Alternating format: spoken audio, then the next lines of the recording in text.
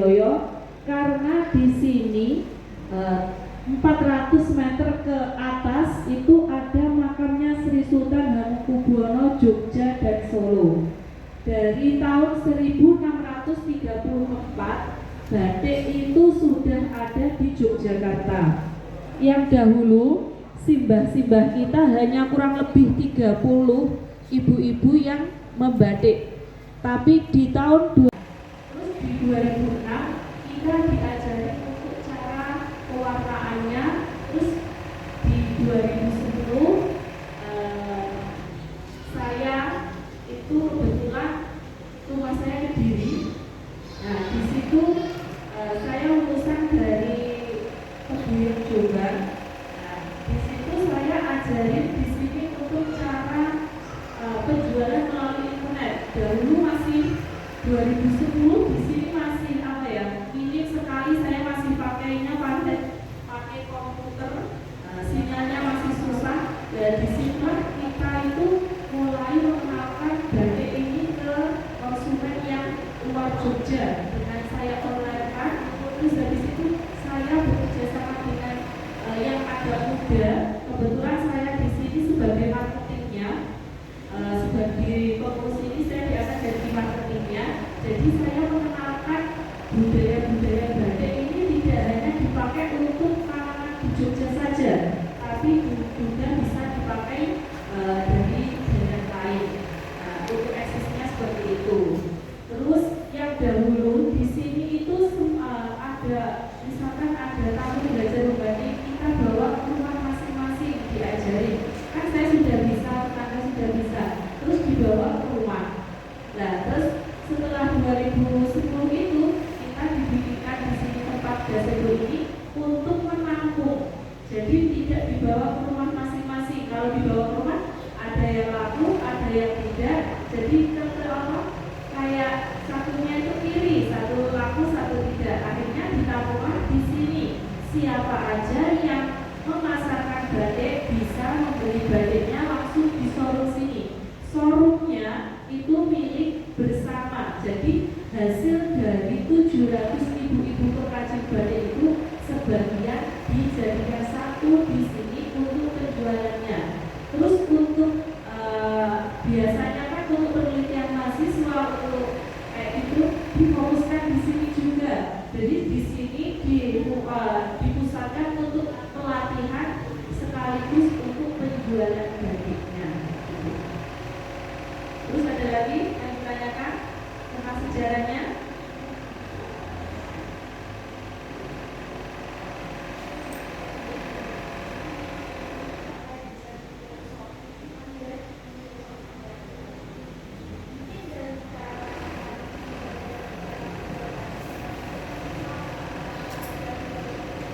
Oh ya, kalau filosofinya batik Yogyakarta itu adalah batik terbesar di Indonesia ya. Kebetulan di sini kemarin masuk kategori desa maju karena di sini tidak hanya membuat batik asal batik, karena di sini yang dibikin di Loyo ini batiknya batik Kraton Yogyakarta. Seperti ini, simbol asli ini biasanya filosofinya dia saling mengasihi, dipakai untuk acara lamaran. Itu pakai simbol asli. Terus yang sebelah sini wahyu turun, filosofinya dia mendapatkan wahyu dari Sang Pencipta. Kalau yang mbaknya pakai itu baju motif parang. Dahulu hanya boleh dipakai Sri Sultan saja. Kalau sekarang itu boleh dipakai tapi tidak boleh masuk ke keraton, karena batik motif parang ini batik yang filosofinya sangat tinggi sekali, berwibawa tinggi.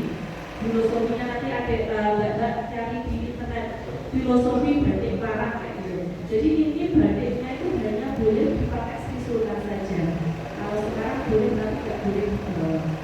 Nah, itu. Jadi filosofinya ada. Nanti kalau orang tuanya biasanya pakai tutup, itu untuk orang tuanya menikahkan. Nah, itu pakai tutup artinya biar menuntun. Terus ada juga motif kuda iris.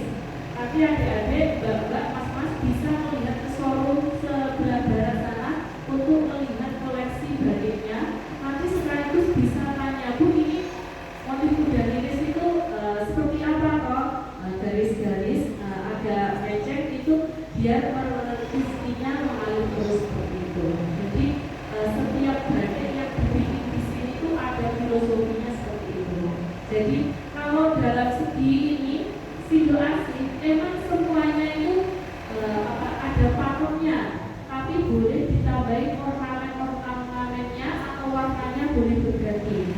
Ciri khasnya batik Yogyakarta lebih ke warna putih kecoklatan sama putih kehitaman. Tapi kalau yang Solo sama-sama situasinya, cuma kalau Solo itu lebih ke kuning warnanya.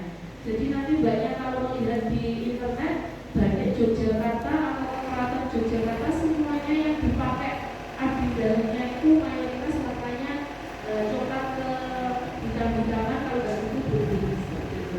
Dari segi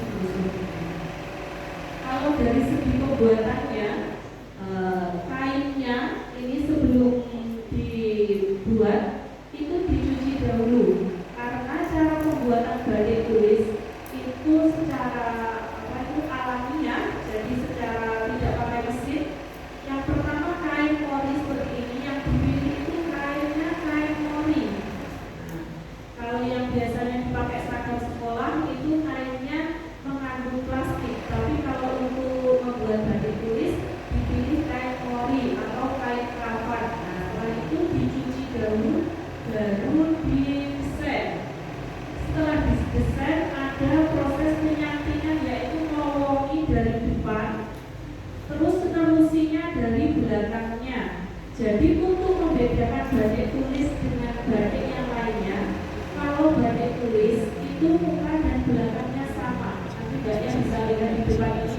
Jadi dari dua sisi itu sama. Nah, terus ada yang kedua itu batik cat. Itu cara pembuatannya pakai stempel. Nah, pakai tembaga yang ukurannya kurang lebih 15 cm. Terus kalau yang dipakai gambarnya ini kain yang bermotifkan batik, karena itu cara pembuatannya tidak ada lilinnya, tidak ada perintah warnanya, langsung pakai mesin. Kalau nggak gitu kayak sistem sabar kayak gitu, jadi tidak dinamakan batik. Kalau dinamakan batik karena ada lilinnya. Nah, setelah dicanting tadi, terus ada proses pewarnaan. Yang buat penyanting ini namanya lilin seperti ini. Untuk teknik tulis juga sama ini, cat pun juga seperti ini yang dipakai untuk melintasi warnanya. Terus untuk proses pewarnaannya di Wiloyo sini di Jogja itu pakai dua metode. Yang pertama metode secara sintetis, hasilnya lebih cerah seperti ini. Terus kalau yang sebelah utara dia pakai dari kulit mahoni, pohon kulit mahoni, diambil kulitnya. Setelah itu diambil sarinya untuk pewarnaan. Jadi hasilnya kurang begitu terang, karena itu pewarnaannya secara alamiah. Tapi kalau batik yang warna alami itu malah disukai oleh orang luar negeri. Kalau orang luar negeri datang ke sini biasanya yang dicari yang warna alam seperti itu. Terus habis diwarnai, nanti ada proses perebusan menghilangkan lilinnya. Jadi setelah dicanting tadi, ini ada bekas lilinnya, terus direbus nanti hilang. Terus untuk menghasilkan warna yang berikutnya kita canting lagi. Jadi batik tulis itu yang di Yogyakarta selain muka belakang penyantingnya 2 kali, nanti setelah diwarna pertama itu dicanting lagi, jadi lebih lama. Akhirnya ini ketemunya 1.300.000 yang sebelum utara ini. Kenapa mahal? Nanti banyak bisa mencoba. Kenapa batik tulis itu mahal? Karena cara pembuatannya, ya. Terus habis itu lamanya pembuatan, terus cara penyantingannya itu juga 2 kali, terus dari proses pertama sampai terakhir 2 kali, yaitu yang membuat batik tulis itu mahal. Dari segi mahalnya batiknya, perawatannya pun tidak hanya langsung dicuci mesin cuci, tidak, harus pakai, kalau nggak punya sabun khusus batik, pakainya sampo. Habis itu diangkat saja. Kalau masuk mesin cuci langsung warnanya rusak. Kayak gitu. Ada lagi yang ditanyakan?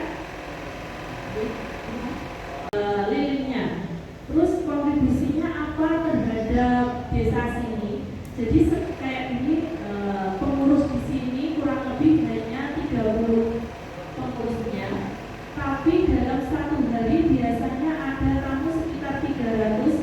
Nah itu yang penting dalam satu kompor itu yang mendampingi hanya mendampingi 5. Berarti katakanlah 100 peserta, di sini butuh 20 pengrajin.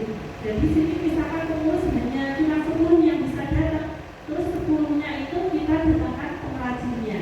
Jadi nanti pengrajin si A datangnya hari Senin, Selasa ada tamu lagi, kita rolling. Jadi yang mendampingi itu sibah-sibah kita yang sudah tiap hari membatik, dia tidak menonton membatik di rumah. Kadang-kadang kita rollingan mendampingi di sini nanti. Jadi mbak-mbak mas-masnya kalau di tempat lain itu biasanya yang mendampingi desa wisata atau apa biasanya orang muda, tapi kalau di sini nanti yang mendampingi usianya di atas 35 ke atas, dan beliaunya itu sudah menggeluti batik kurang lebih 30 tahun. Kalau saya itu pendatang, jadi saya baru di sini 2010, saya di batik baru sekitar 7 tahunan untuk belajar membatiknya. Tapi kalau sibah-sibahnya yang mendampingi batiknya itu lebih lama daripada saya. Terus ada lagi? Ya?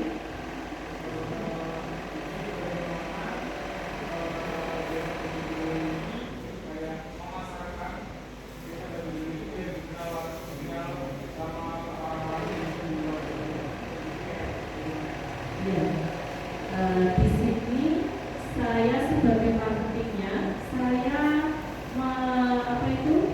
iklan lewat Facebook, Instagram, terus TikTok kayak gitu. Terus saya juga bekerja sama dengan agen travel. Dan di sini siapapun anak muda, mahasiswa Yogyakarta dan lainnya, misalkan mau memasarkan batik sini boleh.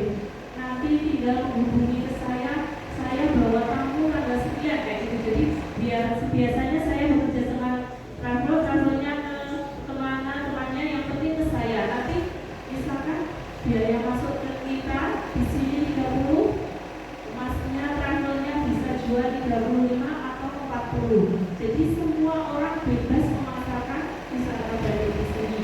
Nanti kalaupun di sini fasilitas apa tidak paham, nanti bisa langsung menghubungi ke saya, nanti saya yang menjelaskan kayak gitu. Jadi kita bekerja sama dengan travel yang ada di Yogyakarta dan lainnya di negara di Instagram itu. Kalau dengan hotel-hotel di Yogyakarta, kita kasih apa itu namanya, dulu itu kasih kertas kayak gitu. Kalau di sini menerima privat membatik, terus penjualan batik. Akhirnya sekarang kayak supir-supir kayak gitu udah membawa ke sini. Dengan kita kasih fee untuk penjualannya, terus belajarnya kita kasih, akhirnya supir taksi kalau apa kayak gitu, terus akhirnya membawa tamunya untuk belajar di sini dan belajar.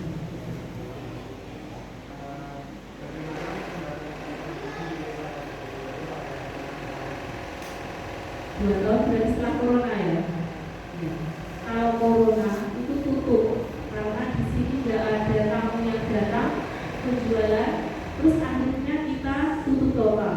Terus kita sama pemerintah, namanya desa wisata didatangi dari tamu berbagai negara. Terus kita harus vaksin. Setelah vaksin kita kasihkan pemerintah bahwa di sini pemandu batik semuanya sudah bervaksin. Akhirnya kita siap menerima tamu. Setelah itu sekarang alhamdulillah di bulan kemarin di tahun 2023 di sini tembus 30.000 satu tahunnya.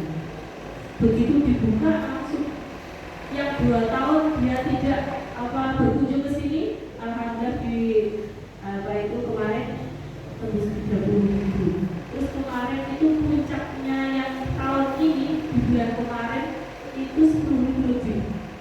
Karena full setiap harinya itu sekitar 500-an sampai 600 per hari. Tapi di sini bisanya itu menampungnya sekali datang itu 300. Biar nyaman. Jadi di sini ruangannya, terus prakteknya kan di luar situ. Jadi sekali datangnya itu sekitar 300 sampai 400 kayak gitu. Terus kalau penjualan batiknya alhamdulillah juga di sini karena batiknya mahal, jadi alhamdulillah paling dalam 1 minggu kalau 5 sampai 10 batik terjual. Dalam 1 batiknya minimal harga di sini 400.000 sampai 2.400.000. Alhamdulillah sekarang.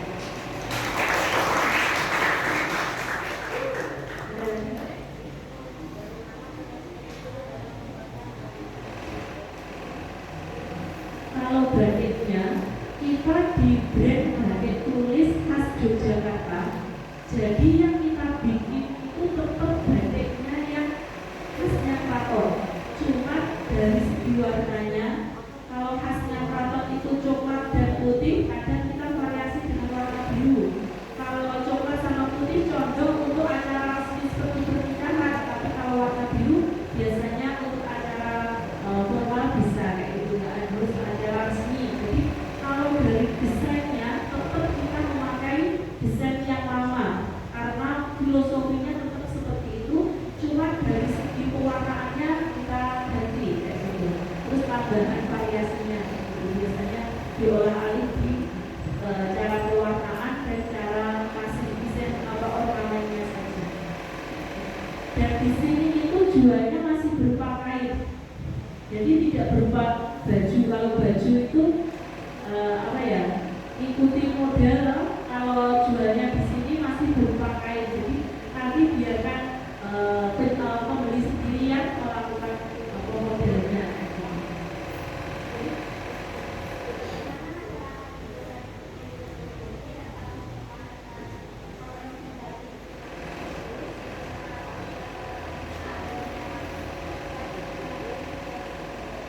Ya, dengan cara di sini itu tidak boleh menjual batik printing. Kalau saya menjual boleh, tapi melalui media sosial. Tapi kalau secara langsung kayak gini di toko tidak boleh, karena nanti merusak brand kita. Sudah di brand batik tulis Yogyakarta, dari segi sudah di brand. Jadi di sini warga di sini kayak disadarkan tidak boleh menjual batik kami di rumah. Tapi kalau online kan bebas kita. Ada soalnya saya membidiknya kalau batik tulis itu untuk kalangan menengah ke atas, karena batiknya harganya di atas 500.000, jadi harus mencari pasar yang untuk orang kaya. Tapi kalau orang pendek biasanya larinya ke batik cap. Terus biasanya kalau cuma untuk sekali 2 kali, biasanya larinya ke printing. Soalnya batik situasi ini juga ada printingnya. Tapi untuk membedakannya, kalau batik printing dari muka dan belakangnya beda, dari segi warnanya kalau printing malah lebih jelas karena dia pakai mesin. Kalau ini pakai tulis jadi warnanya kurang begitu. Tapi dari segi itunya orang-orang di sini disadarkan bahwa di sini sudah di brand batik tulis, jadi dimohon tidak menjual batik dari luar dari sini. Misalkan dari Solo, di sana batik dijual dengan harga 600, di sini 1 juta. Saya sebagai penjual tidak boleh muat di Solo, dijual di sini tidak boleh. Kalau mau dijual seperti itu boleh melalui kayak Tokopedia, Shopee itu boleh. Tapi kalau untuk di showroom tidak boleh menjual produk selain dari pengrajin batik di sini. Jadi kayak itu, misalkan di sini kan juga ada tim kurasi, jadi batik ini layak atau tidak kayak gitu. Bagaimana caranya edukasi mengaji yang banggakan ini biar bisa mencengkingnya ke wisatawan yang tadinya itu nggak tahu apa tentang? Kalau dari segi sejarah, dia sudah mesti tahu. Dari cara membatikan simbah bisa, cuma simbah itu kekurangannya dari segi bahasa. Biasanya dan di isyarat itu bisa kok. Saya itu kasih materi juga. Apa itu dengan isyarat caranya gini-gini ya. Saya suruh bahasa Inggris juga nggak bisa, jadi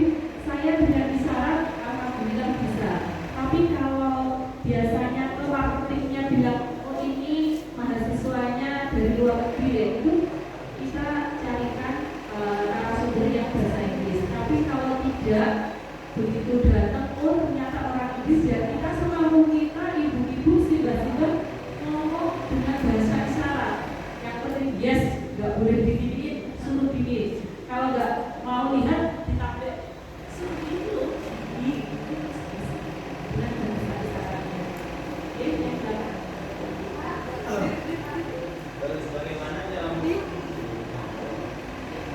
cara merumuskan strategi yang tepat Diri.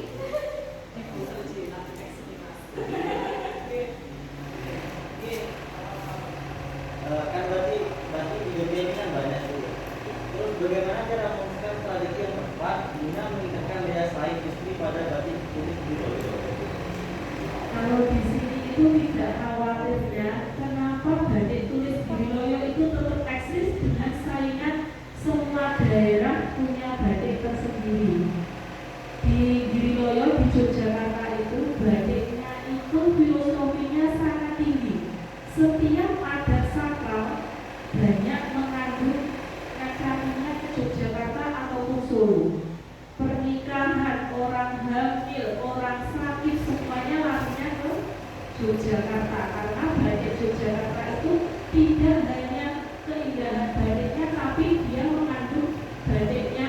Misalkan kayak gini, orang sakit yang dicari batiknya apa? Di sini ada batik namanya batik Slobok. Biasanya kalau nggak sembuh ya meninggal, tapi itu biasanya dipakai untuk penyembuhan. Terus kalau orang 7 bulanan hamil itu biasanya pakai waktu acara 7 bulanan pakai batik babon angkrem. Tapi kalau daerah kayak Pekalongan, dia emang batiknya itu besar, tapi dia hanya untuk brand yang dipakai untuk tiap hari. Tapi kalau untuk acara sakral dia tidak. Biasanya Pekalongan tetap, maksudnya orang-orang ambilnya tetap ke batik Yogyakarta atau Solo. Jadi untuk mempertahankannya, orang-orang itu di sini dari dinas pariwisata dan UMKM itu, jadi di sini itu dibilang gini, jangan meniru tempat lain karena di sini itu filosofinya paling tinggi se-Indonesia gitu. Jadi jangan kayak ikut-ikutan yang lainnya pakai printing, pakai lilin, di sini masih mempertahankan batik tulis, nggak apa-apa. Yang penting kita tetap mempertahankan batik tulis, terus ada filosofinya yang kita jual. Jadi tidak hanya batiknya aja, tapi filosofinya. Jadi biasanya orang datang ke sini tuh mau acara apa ditanyain, mau acara apa, nanti batiknya pakainya ini, acara wisuda pakainya ini, kayak gitu.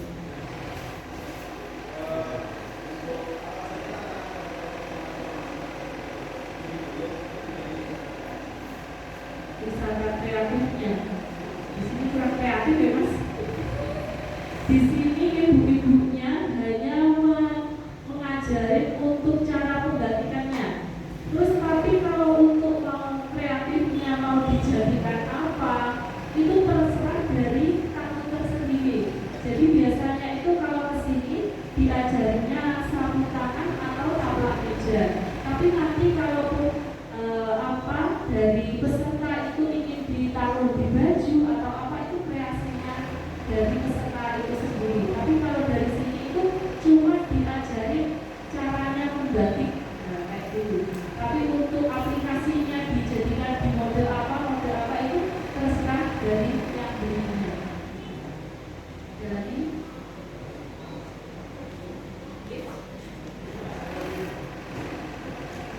apa saja tantangan yang dihadapi kelompok masyarakat dalam menggunakan batik Giriloyo? tantangannya itu ketika ada pesanan dan cepat, sedangkan kita prosesnya itu lama. Biasanya seperti itu. Katakanlah sekarang itu kalau peruntuk itu biasanya dipakai orang tua menikahkan anaknya itu 4, sedangkan waktunya cuma 2 minggu itu tidak bisa. Minimal batik tulis itu prosesnya 1 bulan.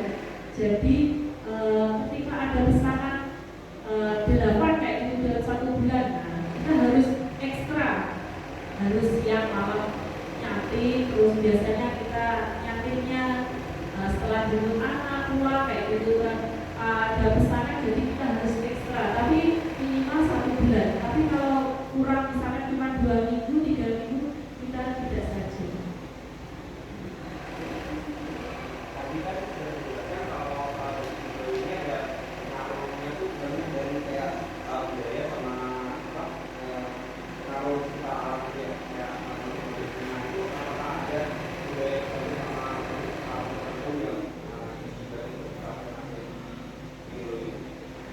Jadi batiknya itu kekeraton itu masih kita jaga Mas. Jadi hanya ibu-ibunya itu menambahkan sendiri.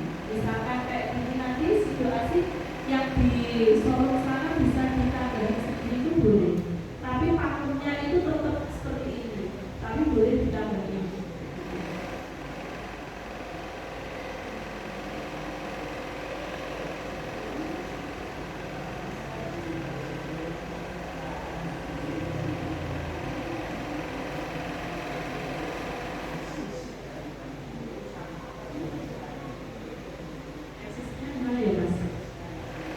Dari segi pembalikan ya, kalau dari segi pembalikannya itu kita dari zaman dahulu sampai sekarang itu yang dibikin kainnya sama, lilinnya sama, prosesnya sama, motifnya pun sama. Jadi yang dibeli Simbah 2 tahun yang lalu, 3 tahun yang lalu sama yang dibeli sekarang bedanya. Kalau sekarang misalkan coklatnya itu coklat tua, yang 3 tahun yang lalu coklatnya udah agak muda sedikit, tapi dari segi prosesnya sama, apa bahannya semuanya dari dulu sampai sekarang itu tetap sama kayak gitu. Ya, jadi motifnya itu selama semuanya sama, yang membedakan cuma kadang kalau dulu itu nonton warnanya putih, tapi kalau sekarang diganti warnanya biru terus hijau kayak gitu.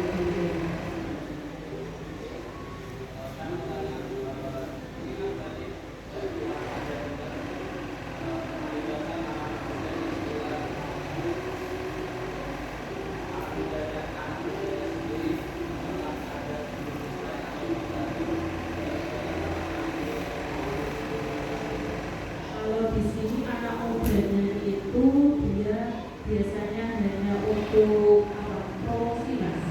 Tapi kalau untuk membatiknya tidak mau, soalnya kalau membatik ini harus sabar, harus telaten. Ini pun yang membatik itu kalau sudah menikah, kalau belum menikah masih kuliah, nanti kalau terima kerja misalkan di toko, di Malioboro dan di sekitarnya, malah pilih di situ dulu. Nanti kalau sudah tua, kayak saya punya anak pagi nganter anak, terus jemput anak, itu mau membatik. Tapi kalau masih diterima kerja di luar masih itu. Soalnya membatik itu seperti ini. Tidak hanya kayak orang bekerja, saya setiap hari kerja per bulan dapat gaji. Tapi kalau batik tulis di sini, ibu-ibu di sini, itu sistemnya seperti ini. Siapa yang membuat pola, kaki setor ke kelompoknya, terus pewarnaannya, terus nanti penjualannya. Kadang itu ada yang ikut kayak itu ke juragan. Berarti kalau batiknya sudah selesai baru dapat upah. Ada juga seperti saya. Ini saya punya modal, terus saya kasihkan ke tetangga saya untuk membuat ini. Terus saya kan nggak langsung dapat upah. Upahnya nanti kalau batik saya laku. Jadi kalau masih ada yang udah cari uang yang bisa untuk per bulannya.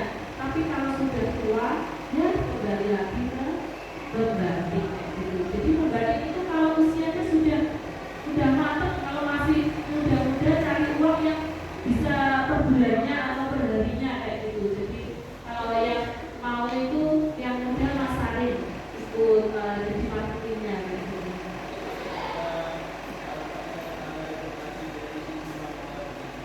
Tingkat SMP diajarkan untuk membaca membatik. Cara membatiknya itu dari sejak kecil sudah diajarin. Kalau kurikulum Yogyakarta tidak tahu, tapi kalau selain di Yogyakarta, tapi kalau Yogyakarta wajib.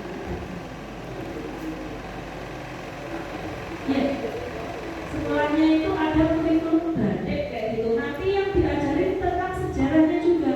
Kayak ini Wahyu Turun diajarin kelas 2 anak saya itu ada materinya batik. Wahyu Turun dipakai untuk acara apa kayak gitu.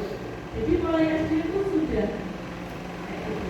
Untuk memperkenalkan ke anak-anak kecil sampai dewasanya. Terus ada lagi?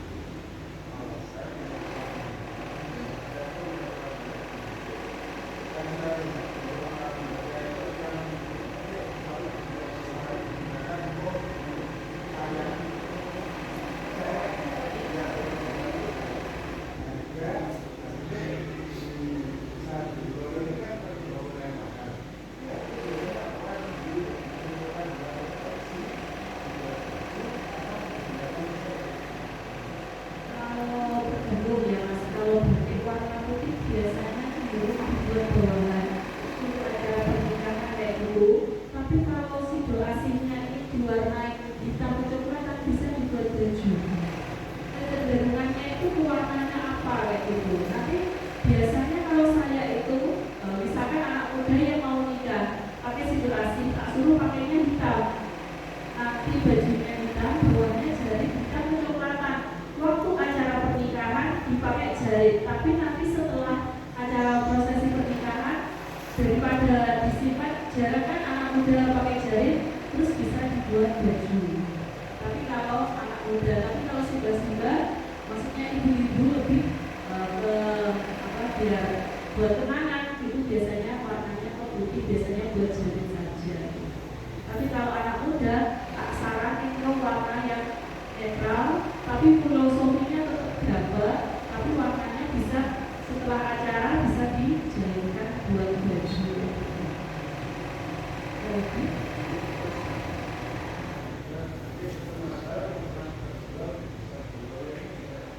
Rata-rata itu kalau pakai prinsima itu di kisaran 2,5 juta sampai 3 juta.